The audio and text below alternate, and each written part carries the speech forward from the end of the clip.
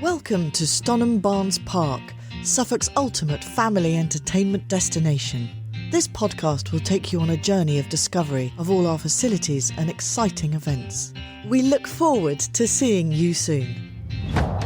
Welcome to you all, and thank you for joining me again on the Stonham Barnes Park podcast. I'm David Samfell, the manager of the Events and Theatre team and your resident host. In this episode, we introduce the super talented kart racer, Kai Springfield. Stonham Barnes Park is proud to be Kai's first professional sponsor, and we will be supporting him on his incredible motor racing journey. Kai has a bright and exciting driving career ahead of him.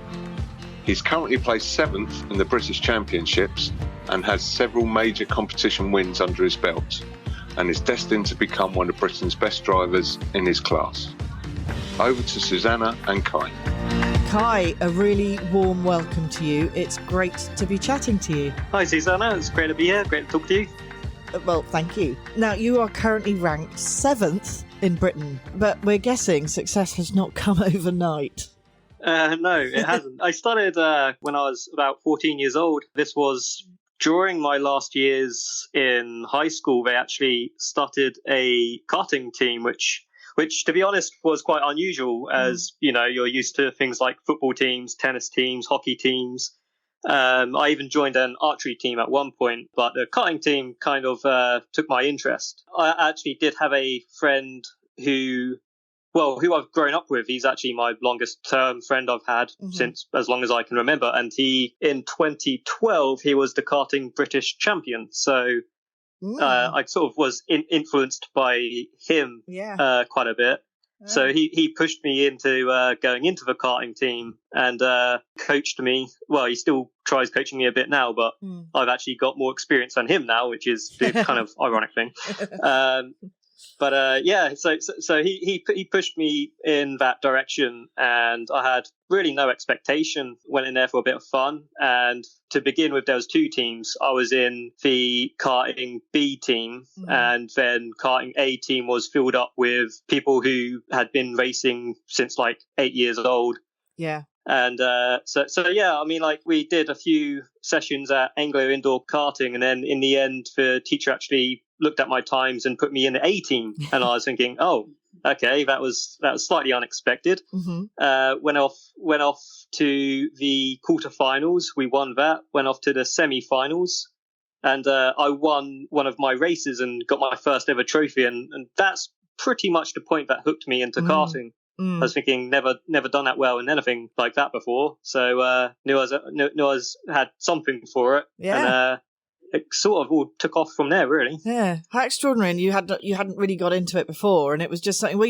Did it not frighten you at all, or did you just love it? Yes, yeah, it did frighten me because we turned up. Well, for the national finals, particularly, we turned up and there was people turning up all with their own helmets, race gear, and that. Even my two teammates had their own kart suits, and there's me, one of the only ones using the rental suits.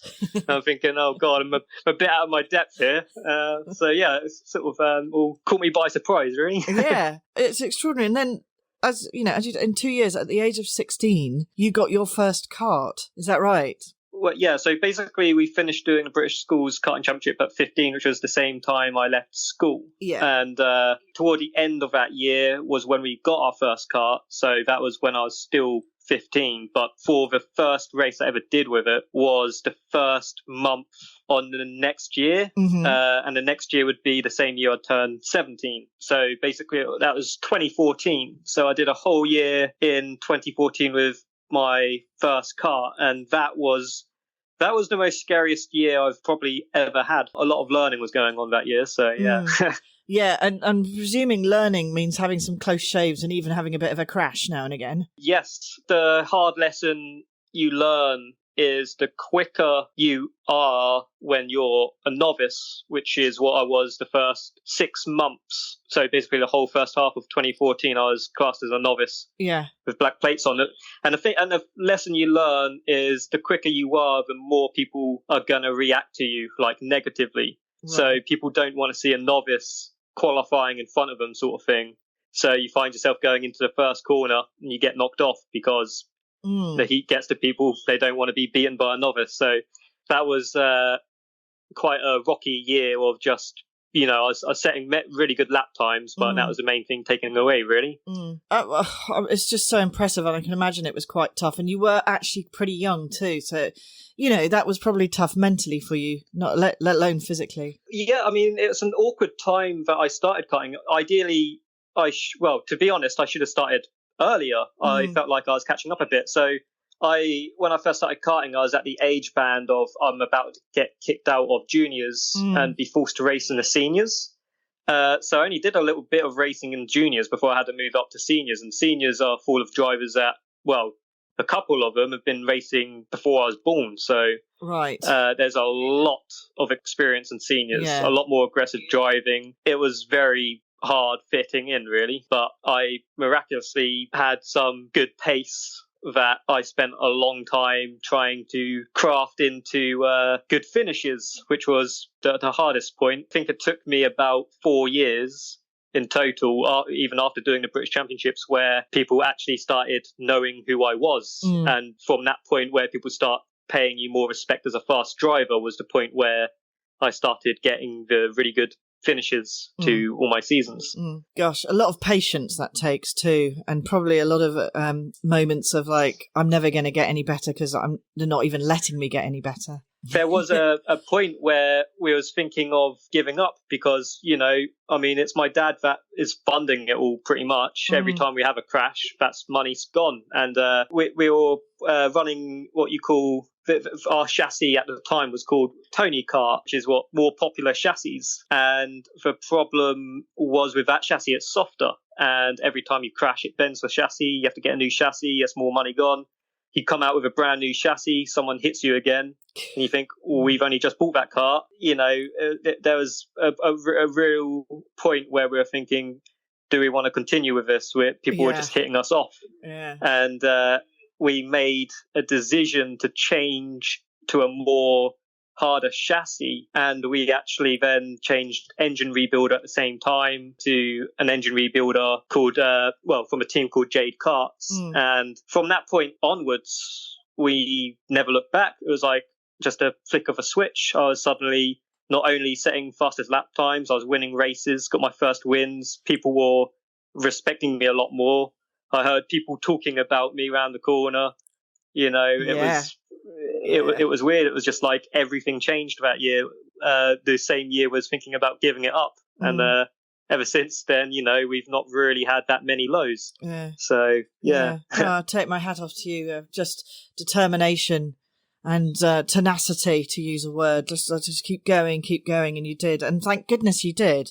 Now, you mentioned a bit about that new kart, but can you tell us a bit more about, how fast it goes and its capacity, a little bit more, so we can imagine it? The class name is actually called, we refer to it as TKM, which stands for Talco Motors. And it's basically 115cc two-stroke motors. It's kind of like a motorbike engine. It's the same class that Lewis Hamilton raced when he was in karts. Well, one of the he raced a couple, but TKM was definitely one of them.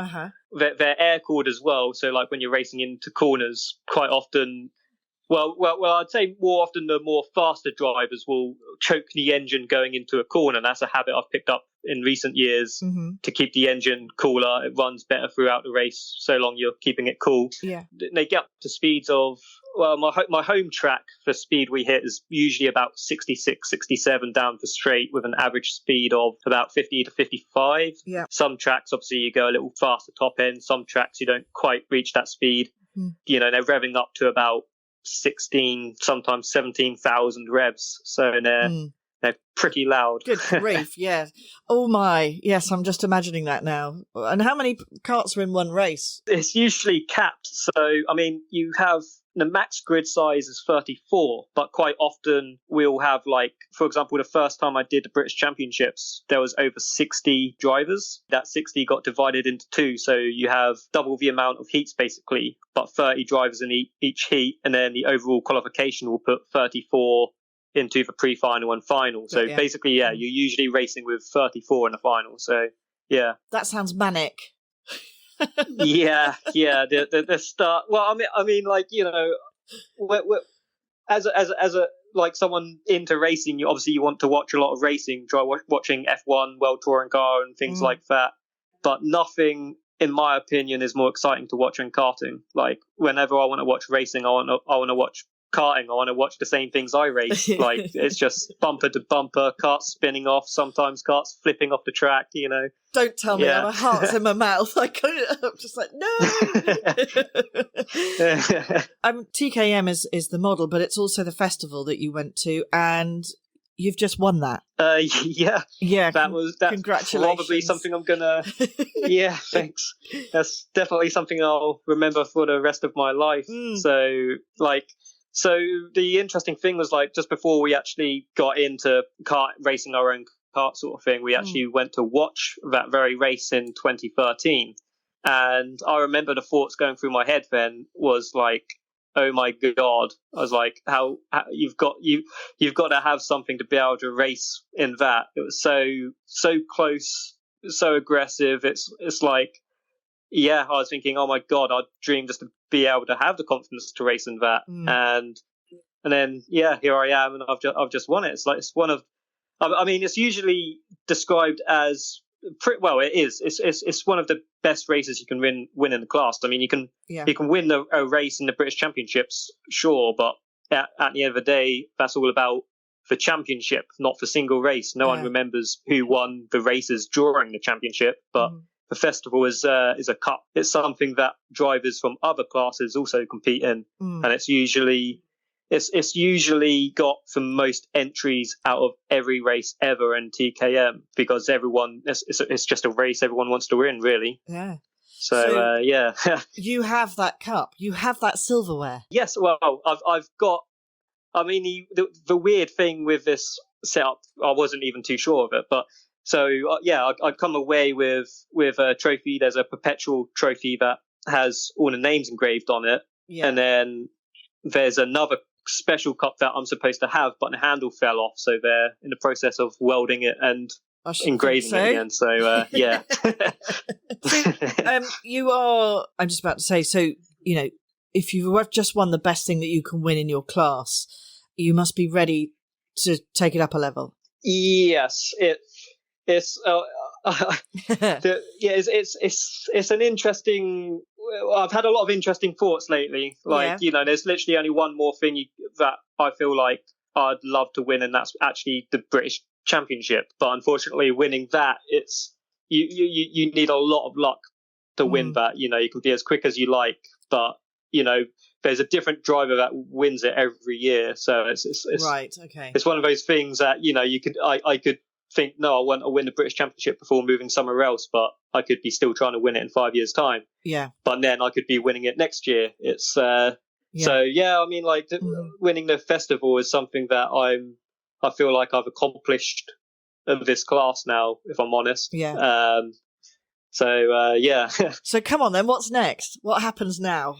So I mean, obviously I've been speaking to Stonham Barnes a lot about this. I mean, this is all, there's been so much has happened all at the same time, because during karting I've never been one to go out and ask for sponsors, because I never really knew quite how it worked. A lot of my competitors were getting sponsored, or multiple sponsors and teams sponsoring them, and I was thinking, I'm beating most of them. How are they getting sponsors? I don't know how this works. And then obviously got talking to Stonham Barnes, and they have a lot of experience with sponsors, and they're talking to me how it all works and that, and I'm like, oh wow, okay. And then they're saying, so where would you go next? I was like, I've never been given the opportunity to think about it. So just and then I win the festival, and I'm thinking, okay, I really do need to start thinking about it. Yeah. So I've been thinking about it a lot lately. So I mean, So I've been having a lot of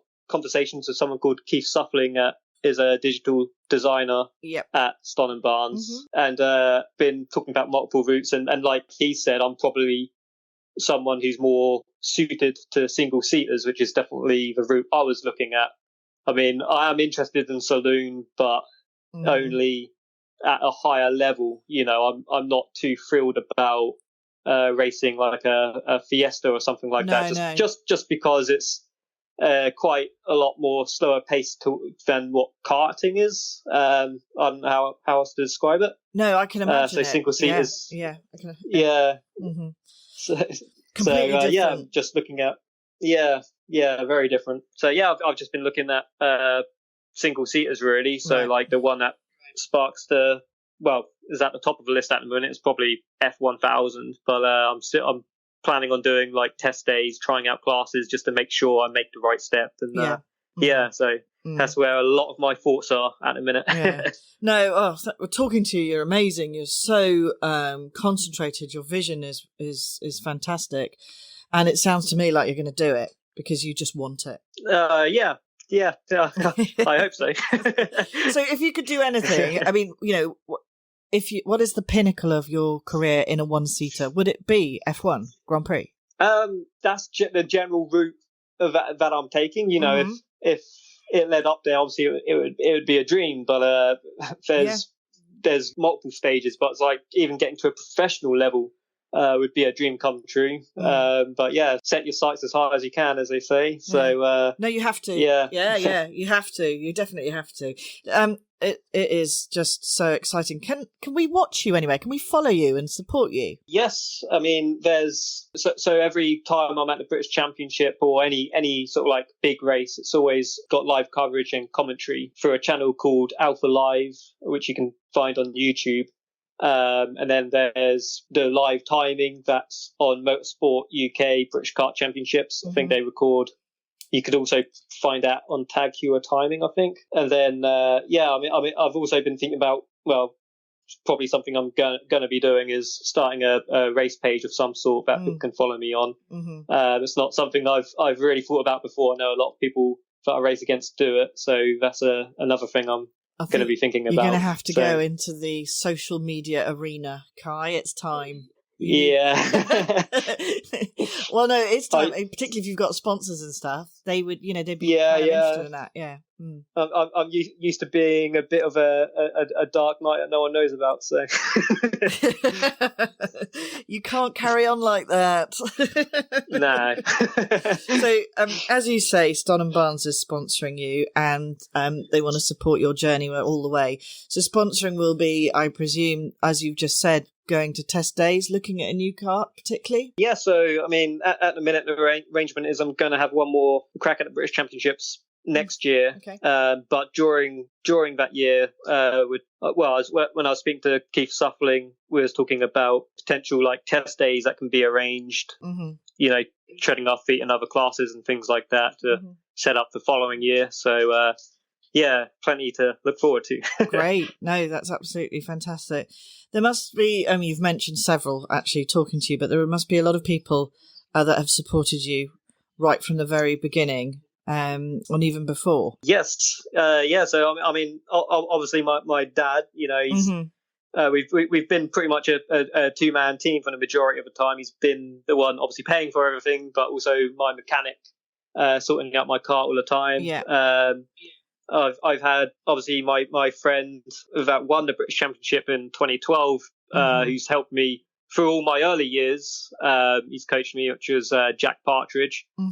So great help from him. Obviously, my family for their continued support. They've been supporting me pretty much every route of the way. Yeah. And then I'd like to say thanks to my current engine rebuilders and kart supplier, which is Jade Karts. And then and obviously currently with the new support from Stonham Barnes, I'd like to thank Keith Suffling for all the digital design and photography, but also Alan and Keith Forward for sponsoring me. So well, it's a team, isn't it? And the more people that are involved, the more there's more around it. And we just want to follow you now, Kai. I'm so excited. I know I'm going to get YouTube up straight up. Well, and when is your next race? Have you got one planned in yet? So we've got one final race, which is going to be at a place called PFI at the 16th to 17th of October. That will be the last British Championship race to the season. I also still do a little bit of club racing, which is where a lot of the my competitors from the British Championships also do at the end of the year, do a winter championship just to keep in the seat over the winter period. Yeah. But yeah, the last big one is 16th, 17th of October, really. So yeah. Right, well, we must make sure that we find that link, and we must make sure we publish it on this podcast and various other places throughout Stonham Barnes Park. Kai, thank you so much for talking to us. It is absolutely fantastic, thank you. And we wish you all the luck. Yeah, thanks. It's been great to talk to you. Thank you. Thanks. And that's the end. Thank you. Bye. And back to you, David. Thanks, Susanna. You can follow Kai's races online, as he mentioned, via YouTube, and we'll be putting out regular updates on our website, stonhambarnes.co.uk, so you can follow his journey to the top. Good luck, Kai. We're all behind you. Visit stonhambarnes.co.uk for more information.